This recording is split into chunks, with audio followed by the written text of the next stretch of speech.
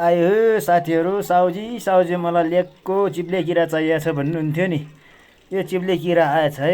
प्रति गोटा 500 रुपियाँ पर्छ यो होइन।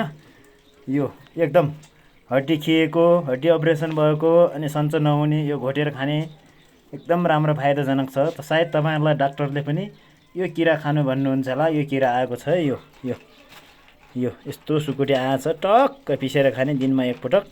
ती 3टा पिसेर खाने, तपाईँको हड्डी दुख्ने होइन, हड्डी खिएको भाग होइन, अपरेसन गरेको हड्डी, यिनीहरूलाई चाहिँ टक्क सन्चो बनाउँछ है साथीहरू। यो हाम्रोतिर यो चिप्ले किरा भन्छन् होइन। यो फेरि चिप्ले गाउँघरको चिप्ले किरा होइन। यो माथि 5500 को हाइटमा पाउँछ है किरा फेरि ठक्क। मैले पनि यसपल्ट दिनमा ती 3टा 9वटा निलेको हो। बिजोडा निल्नुपर्छ, बिजोडा खानुपर्छ भन्छन्, त्यसरी खाएको हो। अनि म आजकल हष्टपुष्ट छु। यो साल मेरो ज्वरो पनि आएन, केही पनि भएन है। यो एकदम आनन्द भइराखेको छ। हड्डी पनि दुखेको छैन, खुट्टा पनि दुखेको छैन।